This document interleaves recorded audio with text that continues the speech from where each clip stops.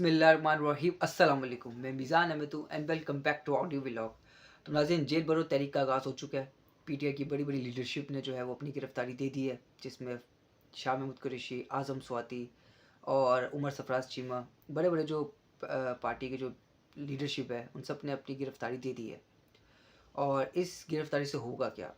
अच्छा, शाह महमूद कुरैशी के हवाले से मैं आपको बता दूं कि शाह महमूद कुरैशी को इमरान खान साहब ने मना किया था कि आपकी मुझे ज़रूरत है, अभी आप अपनी गिरफ्तारी मत दें। लेकिन शाह महमूद कुरैशी ने इमरान खान का साहब का जो है वो कहना नहीं माना और अपनी गिरफ्तारी खुद दी है। तो इस पे क्योंकि इमरान खान साहब जो है इमरान खान साहब के बाद जो है पार्टी के जो वाइस चेयरमैन है वो है शाह महमूद कुरैशी साहब।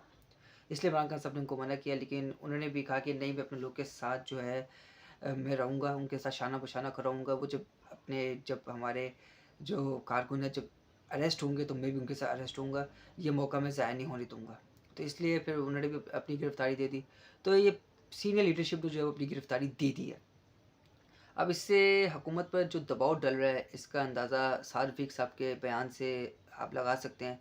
उन्होंने स्टेटमेंट दिया है कि ये जो गिरफ़्तारी जो दे रहे हैं सियासतदान, इससे एक पॉजिटिव इमेज नहीं बन रहा, इनको गिरफ़्तारी नहीं देनी चाहिए।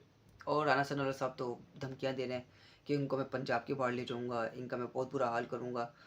तो बहुत मुश्किल है, ऐसा हो नहीं सकता।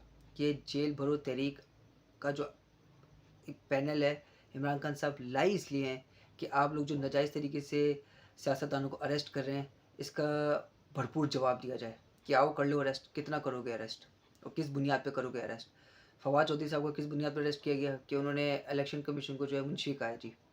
फिर आज़म स्वाति साहब पर उनको अरेस्ट किया गया एक ट्वीट पे, और शहबाज गिल साहब को अरेस्ट किया गया। ये सब आप लोगों ने देखा।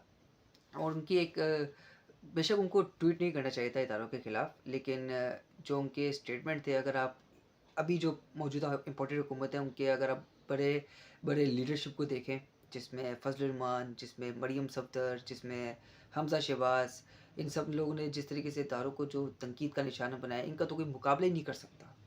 इन लोगों ने बाकायदा नाम ले ले के तनकीद का निशाना बनाया है। तो शाह महमूद कुरैशी, फवाद चौधरी, आज़म स्वाति, इन सब ने गिरफ़्तारी दे दी है। और अब इन लोगों को इससे कोई फ़र्क नहीं पड़ता कि हमारे साथ लोग क्या करेंगे, क्योंकि इससे अवाम में मज़ीद मकबूल हो जाएंगे और अभी भी मकबूल हैं, होते जा रहे हैं। और साफ नज़र आ रहा है कि अगर कल तो इलेक्शन हो जाएंगे तो बहुत बुरा जो है इस इम्पोर्टेड हुकूमत का हाल हो जाएगा। उसकी वजह यही है कि इन्होंने वादे किए थे कि हम सब सस्ता कर देंगे, उल्टा डबल ट्रिपल इन्होंने महंगाई कर दी, बल्कि उससे ज़्यादा महंगाई कर दी इन्होंने। तो अब इससे मैं आपको बता देता हूँ, अब जो 5 दिन है वो बहुत इम्पोर्टेंट है। अब इन 5 दिनों में होगा क्या, ये मैं आपको बताता हूँ। इमरान खान साहब, इन 5 दिनों में आपने देखा कि नैब के चेयरमैन को बदला गया।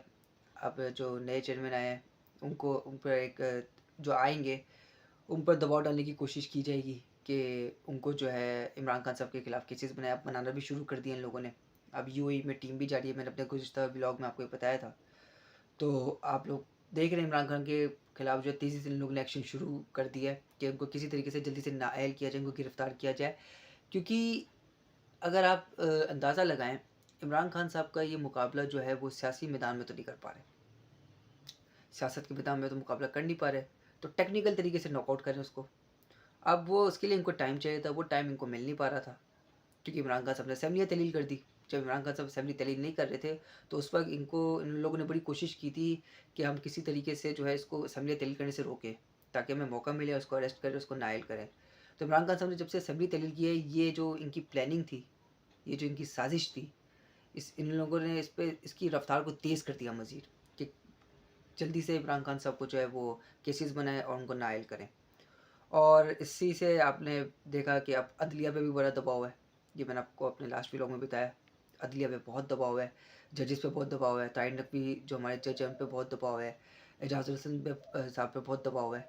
और इनके फिर तारिक नकवी के जो है खिलाफ लॉयर्स जो हैं, जितने भी वकीला की जो तंज़ीम है, जो मफाद परस्तों का जो है टोला है, जिनको बहुत नवाज़ा गया है नून लीग की जानिब से, उन्होंने उनके खिलाफ एक्शन भी ले लिया, ये भी मैंने आपको बताया अपने लास्ट व्लॉग में। तो ख़ैर ये 5 दिन बहुत अहम है। और अब पेशावर हाई कोर्ट के जज ने इलेक्शन कमीशन को बुला लिया है 28 तारीख को कि आएँ, हमें बताएँ कि अब इलेक्शन क्यों नहीं करवा पा रहे। इलेक्शन कमीशन वाले कहते हैं कि भई तारीख का फ़ैसला गवर्नर करेगा, और गवर्नर कहते हैं कि भाई मैं तो तारीख दूंगा ही नहीं। उसकी वजह ये है कि ये मैंने साइन ही नहीं किया। ये गवर्नर पंजाब की जो स्टेटमेंट है, मैंने तो साइन ही नहीं किया। तो जब साइन नहीं किया तो फिर आपने निगरान वज़ीर आला से हल्फ़ क्यों लिया? इसका मतलब आपने मान लिया ये हुकूमत है। और रही बात उसकी केपीके में, तो वही सवाल उठता है कि आप लोगों ने अगर साइन नहीं किया, तो फिर आप लोगों ने ये निगरान सेटअप क्यों आपने बनने दिया? तो ख़ैर इनको बुलाया गया है। 28 इस पेशावर हाई कोर्ट की बात करूँ मैं आपसे कि उन्होंने बुला लिया है। अब उसमें सवालात उठेंगे इलेक्शन कमीशन के, और इलेक्शन कमीशन वाले जो है वो ये कहेंगे कि 55 दिन में रह जाएँगे। इन 5 दिनों में सैटरडे को जब 28 तारीख को जब ये केस पेशावर हाई कोर्ट में रखा जाएगा, तो इलेक्शन कमीशन वाले फिर बहाना बनाएँगे हमारे पास टाइम ही नहीं है, हम नहीं करवा सकते इलेक्शन। तो इलेक्शन कमीशन का काम क्या है? उनका तो काम ही ये है कि इलेक्शन करवाना है और जल्द से जल्द करवाना है। अपनी जो वर्किंग स्पीड है उसको ऐसा रखना है कि आपको अगलों को बताने की ज़रूरत ना पड़े कि भई इलेक्शन करवाओ। आप पहले से बोले कि जी हम तैयार हैं इलेक्शन करवाने के लिए। क्यों? क्योंकि आपका काम ही यही है। तो फिर आप इलेक्शन कमिश्नर जिस तरीके से ये जो इलेक्शन कमिश्नर जो है जितना इसको ये रुसवा हो गया है, जितना इसकी जो है इज़्ज़त, इसके ओहदे की जो इसने अपने पास नहीं रखा, इसने अपनी साख नहीं रखी, जितना ये इसको तनकीद का निशाना बनाया गया है। और हकीकत है, इस पर एक वैलिड लोगों ने जो है वैलिड पॉइंट पे तनकीद का निशाना बनाया है। और ये आप सब ने देखा, पूरी दुनिया ने देखा, पूरे पाकिस्तान की आवाम ने देखा कि इलेक्शन कमीशन जो है वो इम्पार्शियल नहीं है। वो नून लीग का सपोर्टर है, नून लीग के साथ जुड़ा हुआ है, उनका ही कहना मान रहा है। और ये इमरान खान साहब ने बताया मुझसे बहुत बड़ी गलती हो गई थी। इसको जो है वो अ, इलेक्शन कमिश्नर बनाना जो है मेरी बहुत बड़ी गलती थी। तो ख़ैर हम अपने पॉइंट पे आ जाते हैं। तो ये वहाँ पर केस रखेंगे तो वहाँ पर फ़ैसला हाई कोर्ट में फ़ैसला सुना दिया जाएगा कि भई सदर के पास इख्तियारात हैं। उन्होंने तो फ़ैसला दे दिया, तो ये आईनी इख्तियार इस्तेमाल किया उन्होंने, तो हम इस पे जो है अब सवाल नहीं उठा सकते। आप 9 अप्रैल को इलेक्शन करवाएँ। तो इलेक्शन कमिश्नर जो है बहुत बुरी तरीके से फँस चुका है, और ये मौजूदा इम्पोर्टेड हुकूमत बहुत बुरी तरीके से फँस चुकी है। इसलिए इन लोगों ने कोशिश की है कि बस किसी तरीके से जजेस पे दबाव डाले, उनके खिलाफ सोशल मीडिया कैंपेन्स करे, और जो माफियाज़ हैं उनको अलर्ट करें, उनको पैसे दे दिए गए हैं कि जजेस के खिलाफ कैंपेन करें, उनको किसी तरीके से निकालें, और ये हमारे मर्ज़ी के जो हैं फैसले हों। इस तरह के पूरा इन लोगों ने सेटअप बना लिया कि क्या करना है हम लोगों ने। तो इस इन 5 दिनों में बहुत कुछ जो है वो बहुत कुछ चीज़ों का जो है वो फ़ैसला हो जाएगा, और तमाम जो लोगों की जो नज़रें हैं उस वक़्त सुप्रीम कोर्ट में। इन 5 दिनों में सुप्रीम कोर्ट का जो फ़ैसला है वो अहम है। अब आ जाते हैं जी अपने दूसरे पॉइंट पे। तो बलूचिस्तान में एक अलमनाक वाक़या पेश आया। एक खातून को उनके 2 बच्चे समेत जो है वो कत्ल किया गया। बड़ी बेरहमी से कत्ल किया गया। और इस कत्ल के पीछे जो अब तक के जो शवाहिद सामने आए वो ये है कि बलूचिस्तान के रूलिंग पार्टी के एक वज़ीर, उनका नाम आ रहा है कि इस कत्ल के पीछे उनका हाथ है, और उनका नाम अब्दुर्रहमान है। तो लोग कहते हैं कि इनका हाथ है इस कत्ल के पीछे, क्योंकि पाकिस्तान के कई इलाके हैं जैसे इंटीरियर पंजाब, इंटीरियर सिंध और ये बलूचिस्तान। यहाँ पर कई इलाकों में जो है ना कुछ लोग हैं जो जहाँ बादशाहत जो है वो कर रहे हैं वहाँ पर। बादशाह वाली ज़िंदगी गुज़ार रहे हैं। जिसे चाहे जेल में डाल दें, इनकी अपनी जेल भी बनी हुई है। जिसे चाहे जेल में डाल देते हैं, जिसे चाहे नवाज़ देते हैं। तो बकौल उनके अब्दुर्रहमान साहब के कि मुझे फँसाया जा रहा है, क्योंकि मेरे ये अपने इलाके के सरदार हैं। सिंध में वडेरे होते हैं, पंजाब में जो है वो जागीरदार होते हैं, तो वो सरदार है उस इलाके के। तो उन्होंने कहा कि ये मेरे दुश्मनों की साजिश है, वो मुझे जो है सरदार के ओहदे से हटाना चाहते हैं और खुद सरदार बनना चाहते हैं, तो उन लोगों ने कत्ल करवाया। तो वो खातून जो है वो सोशल मीडिया पे ट्रेंडिंग पे थी।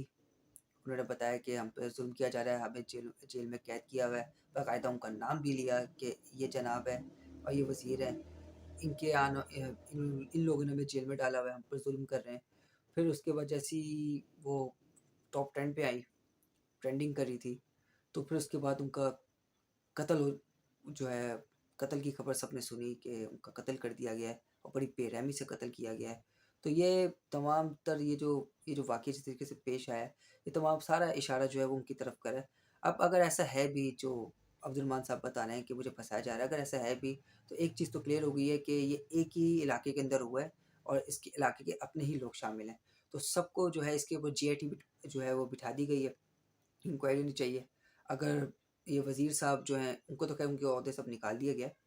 अगर ये गिल्टी हैं तो उनको सज़ा मिलनी चाहिए। और अगर जिन्होंने उनको फँसाने की कोशिश की तो उनको सज़ा मिलनी चाहिए। लेकिन सज़ा तो मिलनी चाहिए, ये बहुत ही एक गमनाक वाक़या पेश आया है। ये बेशर्मी की जो है वो, बस बेशर्म तो बहुत एक छोटा लफ्ज़ है। ये कहूँगा मैं कि इंसानियत नाम की कोई चीज़ ही नहीं रही इनके अंदर। ये इंसान है ही नहीं। इंसान के ख़्याल में भेड़िए छुपे हुए हैं जो ये हरकतें कर रहे हैं। तो ख़ैर आज ये था हमारा आज का टॉपिक। तो अपने चैनल को लाइक करें, शेयर करें, सब्सक्राइब करें। मुझे अपनी दुआओं में याद रखें। पाकिस्तान ज़िंदाबाद।